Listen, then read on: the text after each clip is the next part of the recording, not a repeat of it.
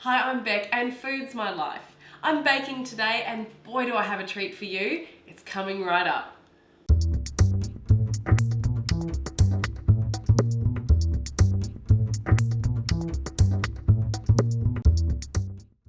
So today I'm baking some Brookies. Have you heard of Brookies before? They're a relatively new foodie trend and I tell you what, I understand why. They are sensational. Whoever came up with the whole concept of a brookie is pure genius because what it consists of is a fudgy layer of brownie on the bottom, chocolate brownie, topped with a crunchy layer of choc-chip cookie on top. I know, brownies, cookies together, it's amazing. So essentially today we're baking two things. We're going to put them together.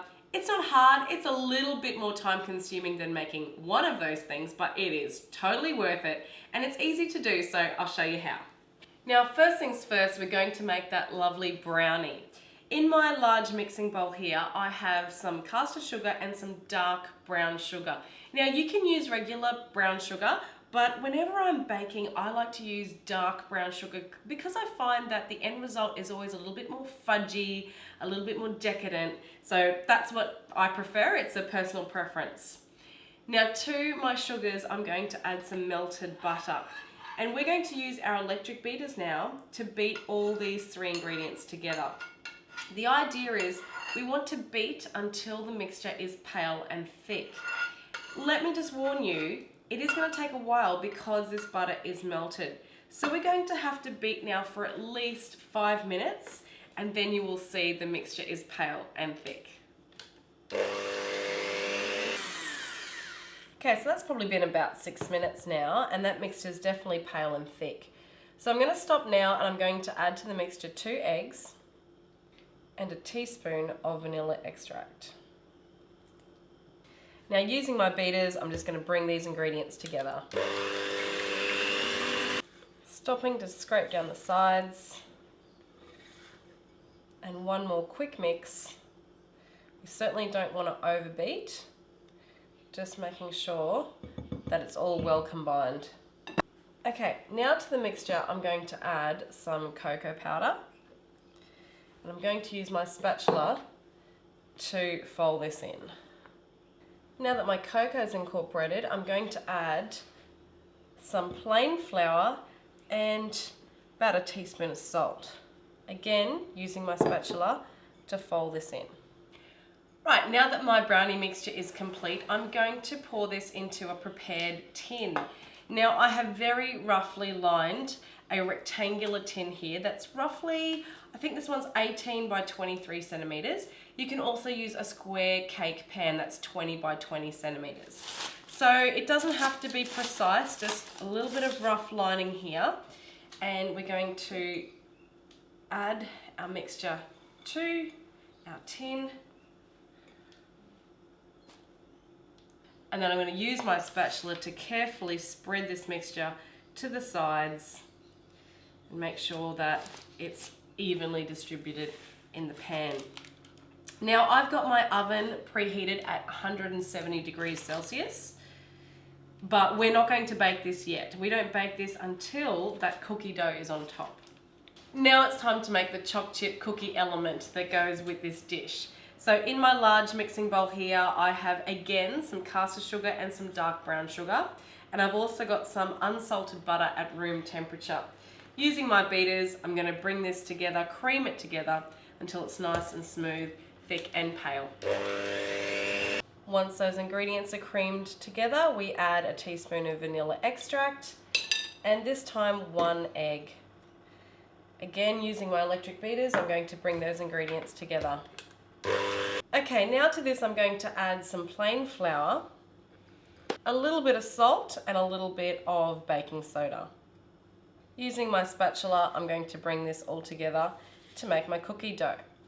The final step is to add some choc chips, of course. Now I'm using dark choc chips and I'm just going to fold them through and then we're done. Okay, so now I have my cookie dough and I have that brownie base from before.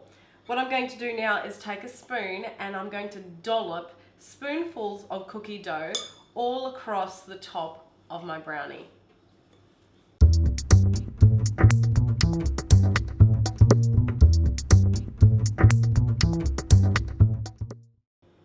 Now, to spread the cookie dough across the top evenly, I'm going to use a little trick here with a wooden skewer.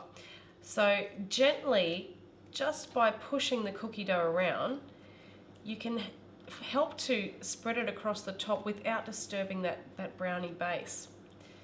So just ever so gently, work your way across like so, and out to the edges. And that way, we'll have a really nice even layer of the brownie and the cookie dough. Okay, now that you can see that I've got that cookie dough spread nicely across the top, what you can do now is dig a little deeper and actually just draw some swirls into the two mixtures, because that way now the brownie is going to ever so slightly just mix with that cookie dough. And so when you do cut into your slice, you might end up having a little bit of a marbled effect, which is quite nice as well. You don't have to do this step, but I find it's a little bit of fun. And there you have it, ready for the oven now. And I'm going to pop this in for about 35 minutes at 170 degrees Celsius. And there you have it, our end result. This is a perfect brookie. Now I have let this cool right down before I took it out of the tin. It's the hardest thing to do because you're just itching to have some. The whole house smells of chocolate, it's beautiful, but you have to wait until it's completely cool before you cut it. So now is the moment. Oh, wow. I don't know if you can see that. Can you guys see that from here? That is some perfect brookie. There is melted chocolate. There is a gooey, decadent brownie base and a crunchy cookie top. This is perfect. Oh, I can't wait to try. All right, little taste test. Let's go.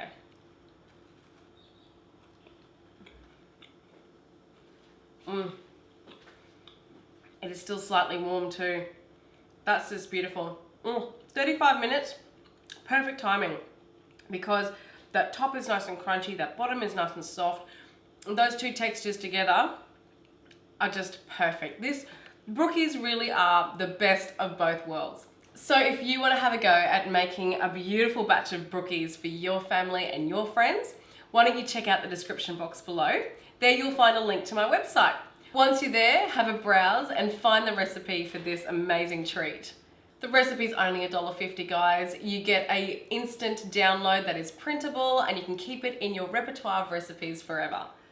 Don't forget, if you've liked this video, please give me a big old thumbs up, or better still, hit that subscribe button, guys, because then you'll always get a little notification every time I have released a new recipe and a new video. And that way you'll always know what I'm up to in the kitchen. And I'll see you next time.